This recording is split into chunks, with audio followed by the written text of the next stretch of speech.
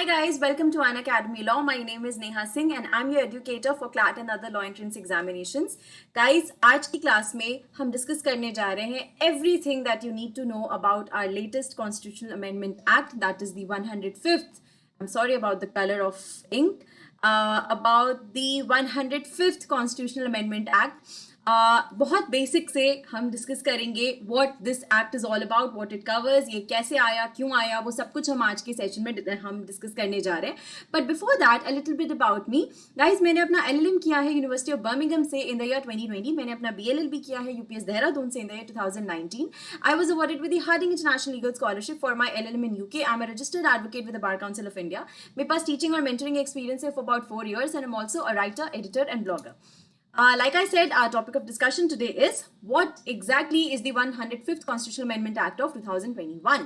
So, guys, if you have been following up news, तो आपको पता चला होगा कि 28 अगस्त 2021 को प्रेसिडेंट ने असेंट दे दिया हमारे 127th जो कॉन्स्टिट्यूशनल अमेंडमेंट बिल था.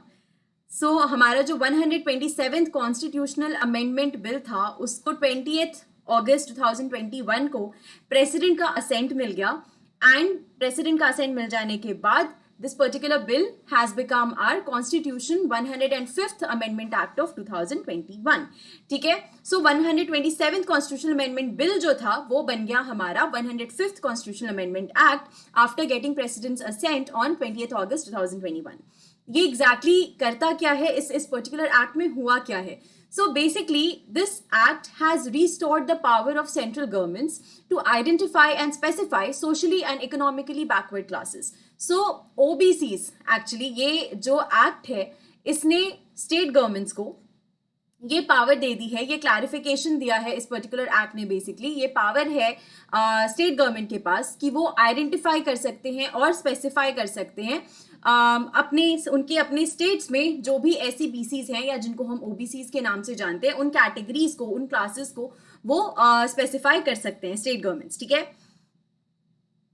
ये like I have already said कि ये जो बिल है 127th अमेंडमेंट बिल, ये 11 अगस्त 2021 को पार्लियामेंट ने पास किया था और उसके बाद 28 अगस्त 2021 को it got the president's assent, thereby making it our recent constitutional amendment act. ठीक है. ये अमेंडमेंट एक्चुअली किया क्यों गया, इसके पीछे की स्टोरी क्या है, तो इसमें एग्जैक्टली हुआ क्या है, लाइक प्रोविजन वाइज क्या एग्जैक्टली हुआ है, वो डिस्कस करने से पहले हम थोड़ा पीछे की कहानी देख लेते हैं कि ये अमेंडमेंट करने की कोशिश क्यों गई. तो ये जो अमेंडमेंट हुआ है ये एक्चुअली हुआ है सुप्रीम कोर्ट के मई 2021 के मराठा जजमेंट के रिस्पॉन्स में. इफ यू गाइज नो, तो सुप्रीम कोर्ट ने मई 2021 में एक जजमेंट दिया था जिसमें उन्होंने जो महाराष्ट्र का लॉ है which provided reservation benefits to the Maratha community, और ये रिजर्वेशन बेनिफिट्स मराठा कम्युनिटी को प्रोवाइड करने से जो टोटल रिजर्वेशन है महाराष्ट्र में वो 50% से ज्यादा हो रहा था. वो अराउंड 64-65% का टोटल रिजर्वेशन हो रहा था after giving reservation to Maratha community in accordance with this new Maharashtra law that had come up. तो इस पर्टिकुलर लॉ को सुप्रीम कोर्ट ने अनकॉन्स्टिट्यूशनल हेल्ड कर दिया था. ठीक है. कोर्ट ने बोला था कि ये जो टोटल रिजर्वेशन है जो कि एक्सीड हो रहा है 64% 65%, इसके पीछे कोई स्पेसिफिक रीजन नहीं है जो हम महाराष्ट्र में दे सकते हैं. बात ये है कि जो हमारा अभी एक 1992 में एक जजमेंट आया था Indira Sahni versus union of India का, उसके बारे में हम अभी आगे देखेंगे. तो उस जजमेंट में बेसिकली ये था कि कभी भी अगर आप रिजर्वेशन दे रहे हो फाइन, लेकिन टोटल रिजर्वेशन जो होता है ना वो कभी भी 50% से ज्यादा नहीं होना चाहिए. तो इस केस में कोर्ट ने बोला कि ये मराठा कम्युनिटी को रिजर्वेशन एक्सटेंड करने से ये जो टोटल रिजर्वेशन है ये 64-65% हो जा रही है, जो कि 50% एक्सीड कर जा रहा है. और ये 50% एक्सीड जो है वो किसी एक्सेप्शनल सर्कमस्टांसेस में ही किया कर सकता है. मतलब किसी बहुत एक्सेप्शनल सर्कमस्टांसेस में किसी स्टेट्स को मे बी अलाउ कर दिया जाए कि वो 50% से ज्यादा रिजर्वेशन भी कर सकते हैं. लेकिन कोर्ट ने बोला कि महाराष्ट्र के केस में, मराठा कम्युनिटी के केस में ऐसे कोई एक्सेप्शनल सर्कमस्टांसेस दिख नहीं रहे, इसलिए ये जो रिजर्वेशन है जो 50% को एक्सीड कर जा रहा है ये अनकॉन्स्टिट्यूशनल है। ठीक है, सो इसके पीछे का भी बैकग्राउंड ये है कि 2017 में, ये हम 2021 के जजमेंट की बात कर रहे हैं, राइट। सो 2017 में एक कमीशन बिठाई गई थी महाराष्ट्र में, गायकवाड़ कमीशन। सो इसमें क्या हुआ था कि इन्होंने रेकमेंड किया था कि Maratha should be given reservation under SEBC. ठीक है, सो ये जो गायकवाड़ कमीशन है, इनका ये रिकमेंडेशन था कि मराठास को एसईबीसी या ओबीसी के अंदर इनको रिजर्वेशन मिलना चाहिए। तो इनके इस रिकमेंडेशन के बाद क्या हुआ कि 2018 में महाराष्ट्र असेंबली ने एक बिल पास किया जिसमें 16% रिजर्वेशन दिया मराठा कम्युनिटी को। और ये बिल पास करने से क्या हो गया कि जो टोटल रिजर्वेशन है महाराष्ट्र में एससी, एसटी, ओबीसी वगैरह सबको लेकर के जो टोटल रिजर्वेशन है वो 50% से ज्यादा हो गया था। ठीक है, सो ये जो है पूरी कहानी है इसके पीछे की। तो यहां जब ऑब्वियसली इस पे जब सुप्रीम कोर्ट के पास ये पूरा केस गया तो सुप्रीम कोर्ट ने बोला कि ये जो सेपरेट रिजर्वेशन हो रहा है मराठा कम्युनिटी का, ये हमारे आर्टिकल 14 और आर्टिकल 21 को वायलेट कर रहा है। ठीक है, आर्टिकल 14 जो कि राइट टू इक्वालिटी की बात करता है और आर्टिकल 21 जो कि ड्यू प्रोसेस ऑफ लॉ की बात करता है। सुप्रीम कोर्ट ने बोला कि मराठा कम्युनिटी को रिजर्वेशन देकर के आप इन दोनों आर्टिकल्स को वायलेट कर रहे हैं। Also like I have already said, Indira Sahni versus union of India का जो जजमेंट था 1992 का, उसमें सुप्रीम कोर्ट ने स्पेसिफिकली कहा था कि 50% shall be the rule, 50% shall be the rule, and only in exceptional and extraordinary situations for bringing far-flung and remote areas population into mainstream, 50% rule can be relaxed. तो इन्होंने बोला कि वही हम इस 50% रूल को रिलैक्स तभी करेंगे, बहुत ही एक्सेप्शनल, बहुत ही एक्स्ट्रॉर्डिनरी सिचुएशंस में हम इसको रिलैक्स करेंगे, जब हमें बहुत रिमोट एरियाज के लोगों को या बहुत ही डाउन ट्रॉडन और पिछड़े वर्ग के लोगों को अगर हमें मेन स्ट्रीम में लाना है तो सिर्फ उनके लिए हम ये 50% रूल रिलैक्स करेंगे। और सुप्रीम कोर्ट ने मराठा कम्युनिटी के लिए बोला कि हम ये रिलैक्सेशन नहीं दे सकते। ठीक है, सो इसलिए उन्होंने ये पर्टिकुलर लॉ जो कि मराठा कम्युनिटी को रिजर्वेशन देता था इसको अनकॉन्स्टिट्यूशनल हेल्ड कर दिया। ठीक है, उसके अलावा ये तो मेन बात हुई, उसके अलावा उन्होंने ये भी किया जो हमारे इस पर्पस के लिए इंपॉर्टेंट है कि उन्होंने इंटरप्रेट किया 102nd कॉन्स्टिट्यूशनल अमेंडमेंट एक्ट जो कि 2018 में आया था। ठीक है, 2018 में 102nd कॉन्स्टिट्यूशनल अमेंडमेंट एक्ट आया था जहां बेसिकली कोर्ट ने ये इंटरप्रेट किया कि उस एक्ट के आने से जो एसईबीसी यानी ओबीसी की जो कैटेगरी है उसमें एडिशन, क्लासेस का एडिशन सिर्फ सेंट्रल गवर्नमेंट कर सकता है या सिर्फ प्रेसिडेंट कर सकते हैं। ठीक है, I'll tell you what happened. उन्होंने बोला कि there will only be a single list of SEBC with respect to each state and union territory notified by the President of India, and that states can only make recommendation for exclusion or exclusion with any subsequent change to be made only by Parliament. तो यहाँ इस supreme court ने 102nd constitutional amendment act को interpret करते हुए ये कहा कि एक सिंगल लिस्ट बनती है, बस ओबीसी या एसईबीसी के लिए सिर्फ एक सिंगल लिस्ट बनती है जिसको प्रेसिडेंट नोटिफाई करते हैं। ठीक है, जिसको प्रेसिडेंट नोटिफाई करते हैं। सो सारे स्टेट, सारे यूनियन टेरिटरीज के लिए एक सिंगल लिस्ट बनती है एसईबीसी की जिसको प्रेसिडेंट नोटिफाई करते हैं। और इस लिस्ट में किस क्लास को एक्सक्लूड करना है, किस क्लास को इंक्लूड करना है, उसके लिए स्टेट्स जो है वो सिर्फ रिकमेंडेशंस दे सकते हैं। यानी स्टेट्स के पास कोई पावर नहीं होती उस लिस्ट में किसी को इंक्लूड या एक्सक्लूड करने की, वो सिर्फ रिकमेंडेशन दे सकते हैं। और जो सब्सिक्वेंट चेंज होगा उस पर्टिकुलर लिस्ट में वो सिर्फ पार्लियामेंट कर सकता है। ठीक है, सो ये इंटरप्रिटेशन दिया उन्होंने 102nd कॉन्स्टिट्यूशनल अमेंडमेंट एक्ट का। और उन्होंने फिर ये भी बोला कि ये जो कॉन्स्टिट्यूशनल अमेंडमेंट एक्ट है ये हमारे फेडरल स्ट्रक्चर के साथ इंटरफेयर कर रहा है, राइट, क्योंकि वो स्टेट से पावर छीन रहा है। ओबीसीज अपने अपने अपने स्टेट्स के हिसाब से ओबीसीज को इंक्लूड या एक्सक्लूड करने की from the list. Because like even if practically देखें तो मे बी बहुत सारे ऐसे स्टेट्स होंगे जहां पे कुछ जो ओबीसी कैटेगरी के लोग हैं वो शायद क्रीमी लेयर में आ गए होंगे, तो उनको एक्सक्लूड करने की जरूरत है, जो कि अगर सेम कैटेगरी के लोग किसी और स्टेट में हो सकता है अभी भी डाउन ट्रॉडन होंगे। सो यहाँ ये तर्क देते हुए सुप्रीम कोर्ट ने बोला कि स्टेट्स के पास से ये पावर ले ली गई है from the 102nd constitutional amendment act, जिसकी वजह से जो हमारा फेडरल स्ट्रक्चर है, यूनियन और स्टेट्स के बीच में जो पावर डिस्ट्रीब्यूशन है, हमारा जो फेडरल स्ट्रक्चर है वो इंटरफेयर हो रहा है। ठीक है, और उन्होंने अब एक बार देख लेते हैं कि आर्टिकल 342A जो कि इंसर्ट हुआ था हमारे 102nd कॉन्स्टिट्यूशनल अमेंडमेंट एक्ट से, वो आर्टिकल 342A बेसिकली कहता है it empowers the president to specify the socially and educationally backward communities in a state. ये कहता है कि it empowers the president to specify the socially and educationally backward communities in the state. It says that it is for the parliament to include a community in the central list for socially and backward classes for grant of reservation benefits. ये कहता है कि parliament के पास ये power है कि वो central list में वो इंक्लूड कर सकती हैं किसी भी कम्युनिटी को जिसको सोशली और बैकवर्ड क्लासेस, मतलब जिस इस बेसिस पे, ओबीसी के बेसिस पे अगर किसी को रिजर्वेशन देना है तो वो लिस्ट जो है वो सेंट्रल लिस्ट होगी जिसको सिर्फ पार्लियामेंट चेंज कर सकता है। ठीक है, सो ये जो है पूरा मसला था जो कि मराठा जजमेंट में सुप्रीम कोर्ट ने एड्रेस किया था, और इसी के रिस्पॉन्स में हमारा 105th कॉन्स्टिट्यूशनल अमेंडमेंट एक्ट आया है।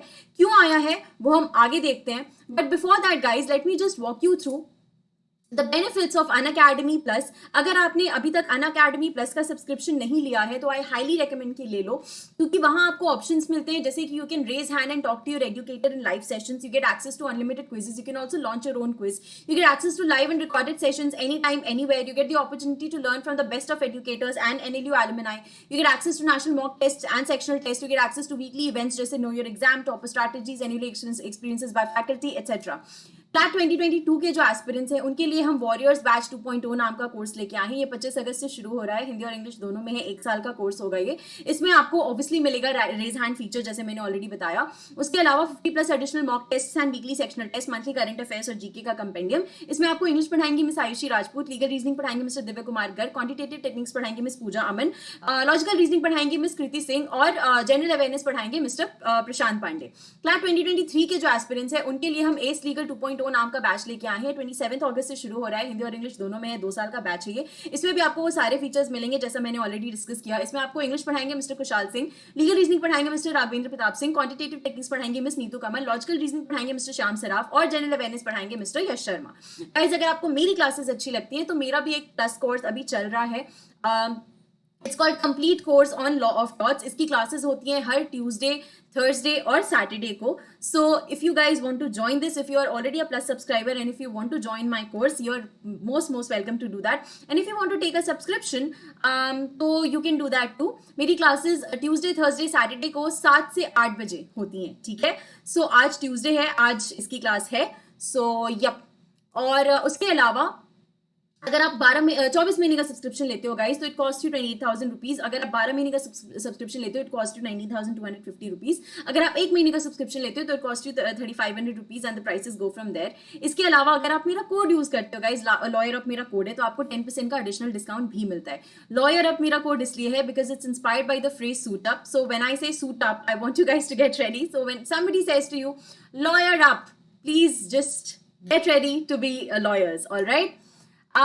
उसके अलावा we also come up with know your exam feature, जिसमें हर मतलब 20 अगस्त से लेकर के 25 अगस्त तक अलग अलग क्लासेस चल रही हैं अनअकैडमी ऐप पे, जहाँ पे हर एक एग्जाम जो आप एज लॉ एंट्रेंस एस्पिरेंट्स जो आप लेते हो उसके बारे में we are going to bring more information to you so that you get to know your exams better and you can prepare accordingly. We've also come up with live quiz feature जहाँ पे you open your Unacademy Learners app, you go on self study tests, फिर आप live quiz पे जाओ, वहाँ पे either you can host a quiz and ask your friends to join or you can join a live quiz that are scheduled by our educators. We've also come up with Unacademy Law aptitude test every Friday शाम 4 से 5 ULAT का test होता है जिसमें 60 minutes का test है, 60 question for 60 marks, and every day we also conduct weekly T20 test. It's a quick 20 minutes revision test for your everyday practice. Monday को English का टेस्ट होता है, ट्यूसडे को कॉन्स का, वेंसडे को लॉजिकल रीजनिंग का, थर्सडे को लीगल एप्टीट्यूड का, फ्राइडे को करंट अफेयर्स एंड जीके का, and both these tests are open for everyone. We've also come up with a bugs bounty feature जहाँ पे if you find anything inappropriate in any of our videos, you can report that. And if you're the first one to report a particular issue, you can claim your prize that Unacademy has for you. For more details on this, you can check out our description. And lastly, guys, if you like our channel, if you like our content, if you like what kind of efforts we bring in for you, तो please subscribe कर दो हमारे channel को, Unacademy Law को. Comment करके बताओ if you want us to do something different, something better, something because we're always open to suggestions. So yes, and if you find our videos useful and you like them, please like करो और share करो उनको, and it motivates us to do more and bring better content for you guys. ठीक है, so coming back to our discussion, तो जैसा मैंने कहा कि सुप्रीम कोर्ट ने वो जजमेंट दिया दो बेसिस पे. पहले तो मराठा लॉ जो है, मराठा रिजर्वेशन जो था, उसको अनकॉन्स्टिट्यूशनल बताया और 102nd कॉन्स्टिट्यूशनल अमेंडमेंट एक्ट को इंटरप्रेट करते हुए बोला कि उससे स्टेट्स के पास से पावर, स्टेट के पास पावर नहीं है अपने अपने स्टेट के हिसाब से ओबीसी कैटेगरी डिसाइड करने का, राइट. तो उन्होंने बोला कि ये पावर जो है वो पार्लियामेंट के पास है because of 102nd constitutional amendment act, जो कि हमारे फेडरल स्ट्रक्चर के साथ इंटरफेयर कर रहा है. अब ये जब जजमेंट आया मई में, इसके बाद सेंट्रल गवर्नमेंट ने रिव्यू पिटीशन फाइल किया सुप्रीम कोर्ट में उनके खुद के जजमेंट को रिव्यू करने के लिए. ठीक है, सो रिव्यू पिटीशन फाइल किया गया, सेंट्रल गवर्नमेंट ने रिव्यू पिटीशन फाइल किया सुप्रीम कोर्ट के पास कि भाई आपने जो अपना जजमेंट दिया है मई में, आप उसको प्लीज रिव्यू करें. सुप्रीम कोर्ट ने इस पिटीशन को डिसमिस कर दिया और उन्होंने ये कहा कि जो भी ग्राउंड्स लिए गए हैं इस रिव्यू पिटीशन में, वो सारे के सारे मेन जजमेंट में डील कर लिए गए हैं. इसलिए उनको इस रिव्यू पिटीशन को एंटरटेन करने के लिए कोई सफिशिएंट ग्राउंड नहीं समझ आ रहा है, इसलिए उन्होंने इस रिव्यू पिटीशन को डिसमिस कर दिया. ठीक है, so Supreme Court in its judgment had on June 22nd को they dismissed review petition filed by the central government challenging the interpretation of 102nd constitutional amendment in Maratha reservation case. यहाँ court ने बोला अपने judgment में कि the various grounds taken in the review petition have already been dealt with in the main judgment. We do not find any sufficient ground to entertain this review petition.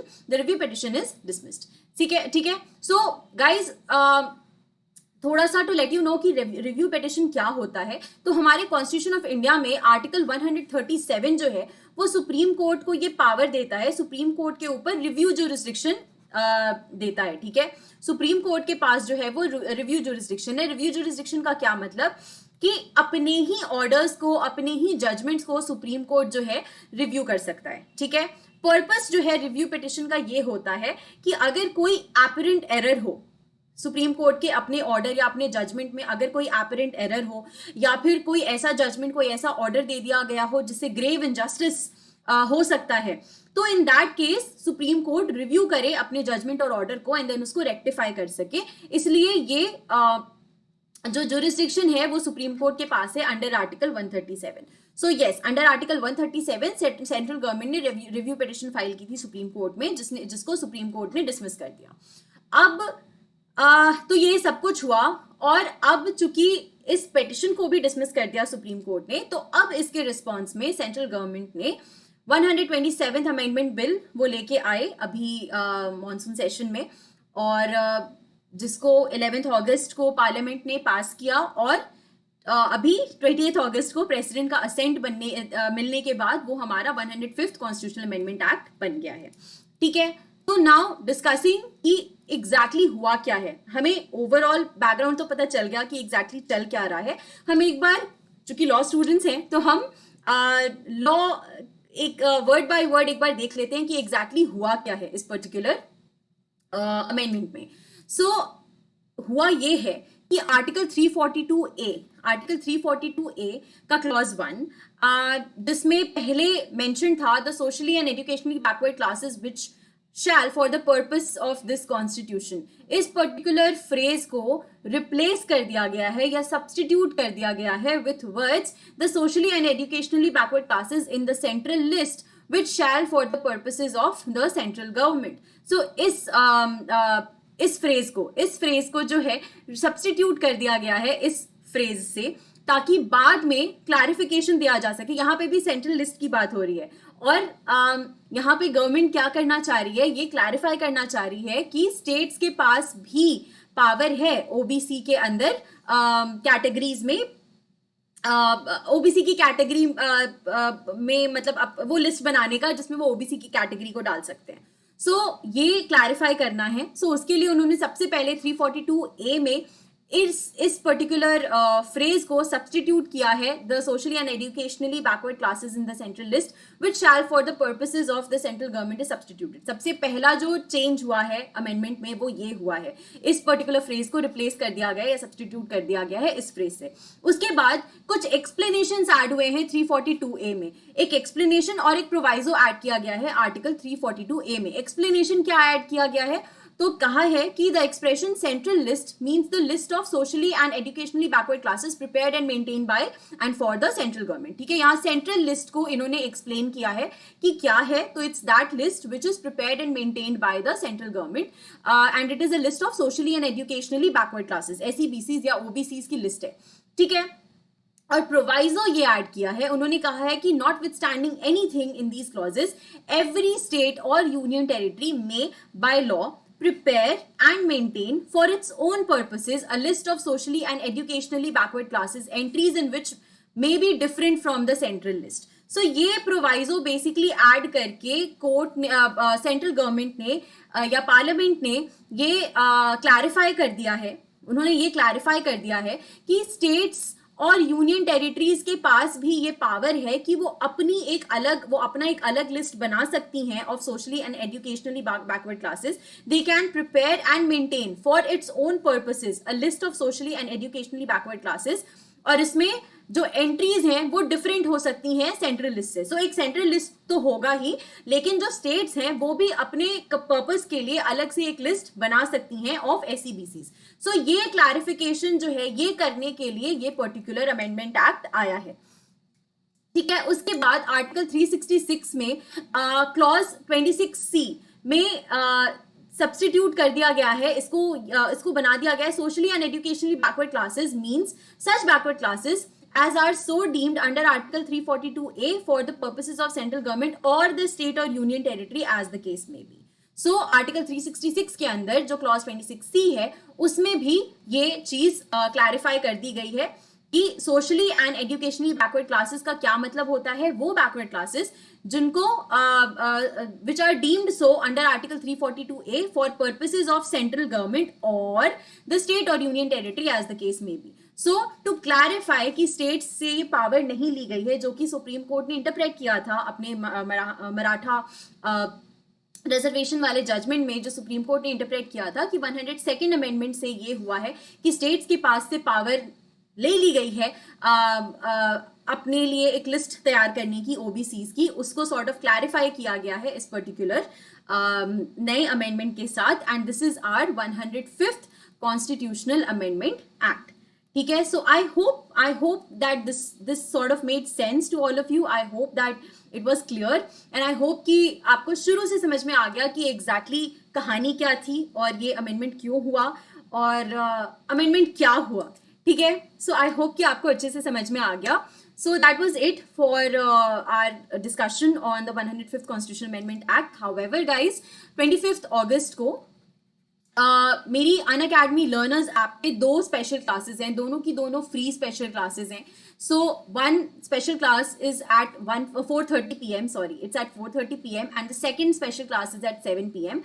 पहली class में हम quiz करेंगे criminal law पे और दूसरी class में हम quiz करेंगे कॉन्ट्रैक्ट लॉ पे। ठीक है, so both these classes are scheduled for 25th of August, that is Wednesday, 4:30 PM, 7 PM. And if you want to join this class, because these are going to be like really fun interactive classes, if you want to join this class, आप Unacademy Learners app पे CLAT category के अंदर जाके you can search for my name Neha Singh and you can search for these 2 classes और इन दोनों classes में जाके आप enroll कर सकते हो।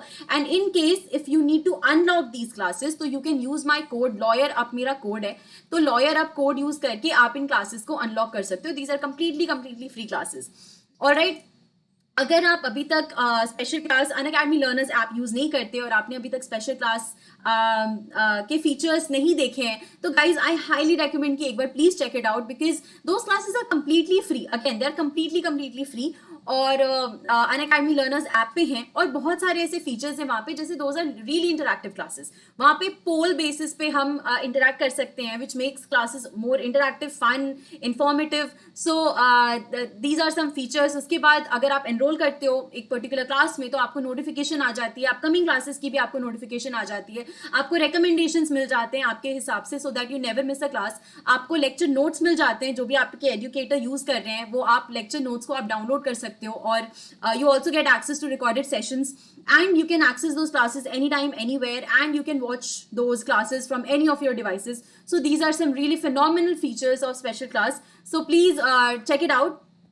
And yeah, so that was it. Thank you so much for joining with me today, and I hope that you found this video useful. I hope कि आपको समझ में आया कि exactly ये है क्या 105th Constitutional Amendment Act. And if you did, please like कर दो guys, और share कर दो इस वीडियो को, अपने friends के साथ share करो. And thank you so much for joining, and take care of yourselves guys. See you in the next session. Bye bye. Let's crack it.